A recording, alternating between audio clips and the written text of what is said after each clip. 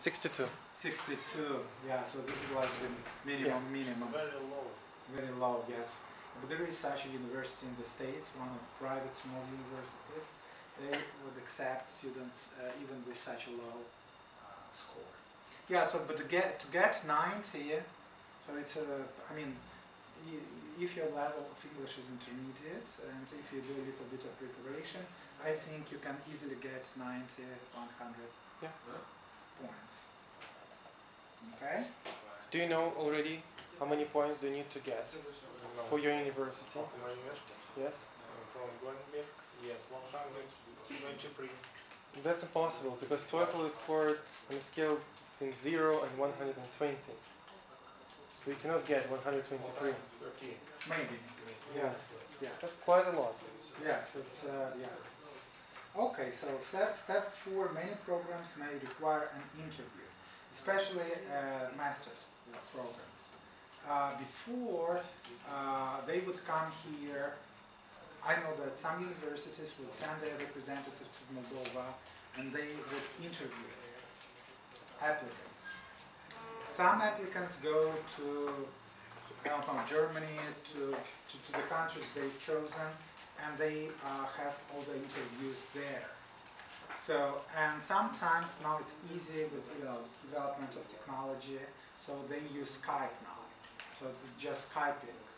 Most of the universities, if they require an interview, they would just Skype. And then it can be overwhelming, to have that kind of interview. You need to think in advance, think about all the questions, and you need just to foresee what kind of questions they may ask you and get all your questions prepared in advance. Yes. So, do your homework well.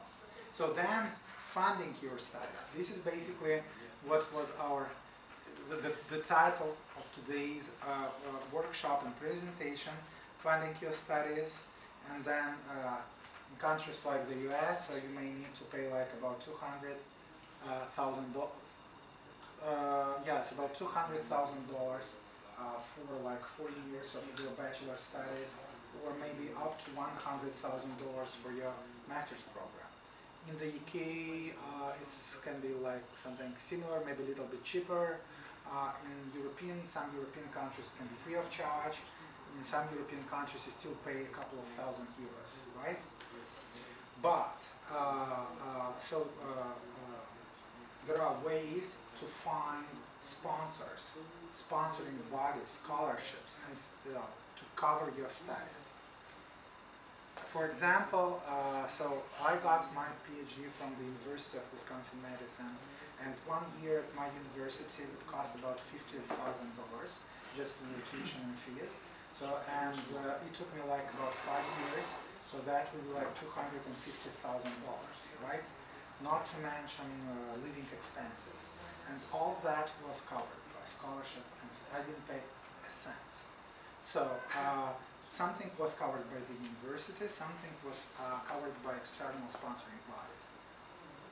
It works like that. There is an old guy or old lady, a billionaire, or millionaire, somebody who has a lot of money. So they grow a little bit older. Some point they remember, well, when I went to university, I remember that teacher.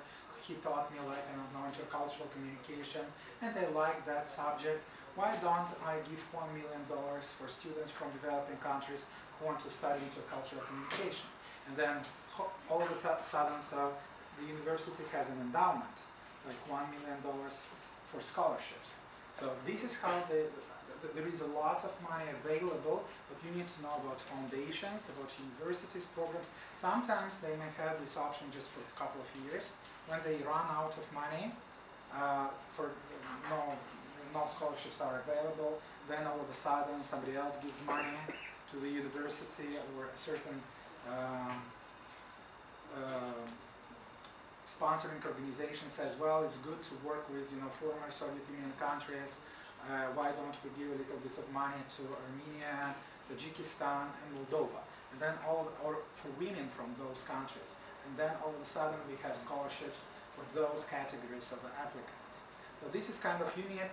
Sometimes there is nothing, and then something comes up, people use it for a while, then it disappears, then another thing comes up. So, but there is a lot of options and opportunities. There are a lot of options and opportunities to apply and get money to finance your study. And not just to cover your tuition and fees, but just cover your living expenses, your travel, you know, and maybe even if you want to participate in some conferences or, you know, have a field trip or research, so that's also can be covered. Okay, so, and congratulations, you have been accepted. What's next? Now, what's next? We need to understand, and this is very interesting, how little our students, Moldovan students, know about differences. When we talk about intercultural communication, we need to understand that in the West they have a different culture, academic culture. So different expectations, so no plagiarism, a lot of hard work, so do your research on your own, state your opinion, do not quote other professors, just state what you think. So a lot of Our style of education. totally different, yes. And then you need to get prepared for that as well. So in the UK, for example, they figured out that a lot of international students are not prepared for this kind of thing, and they are offering something like foundation year, so pre-master, something foundation. So this is just 1 year before you start your program. It's cost a lot of money, so the people go there, just improve their English, learn a little, just, you know, study general subjects. If, for example, you want to do economics, so they will make you study some accounting and then business studies and then introduction to economics, just, you know, so that you learn a little bit of terminology, foundation. Yes. And what's interesting, so American Language Center advanced, so decided to design something like that, smaller scale here in Moldova. We decided to offer, and then you have to pay like a lot for that. But we decided to design something, you know, something here in Moldova, which is much cheaper, which is accessible to local students, so that we can give a kind of foundation, just, you know, introduction to academic writing, introduction, you know, how to write all the essays, applications, you know, all, you know, what kind of language to use, you know, things like that. So this is very important to know. So yes. If you are interested, you can stay in touch with us and maybe participate in some workshops and take some courses with us. We designed a number of specialized short courses to help people to be successful abroad. Now, having said this, I give the floor to Vladimir. So, do you have anything to add? No, I actually thought that maybe we can ask all our participants. Are they now at stage 2, they think, or maybe at stage 3? So where are you now? How do you see your career in 2, 3, 4, 5 years? According to this outline. Yeah, according to this outline, where are you now? I'm still kind of where I want to study. So you're step number 1? Yeah, I'm step number 1. Okay, and how are you getting on? You still have 1 year, right? Yeah. Okay.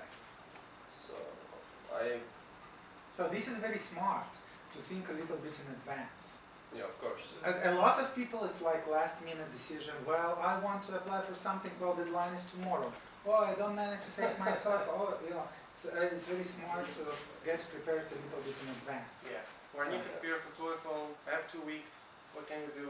Yes. Nothing. Nothing. Not much. Yeah. Okay. Okay, what about you? What about me? I have a Are you TOEFL. on stage number 5? No, I'm staying on number 2. Number 2. Yes. Okay. I have all new documents. So you've taken your TOEFL? No, No, Not yet. Not yet.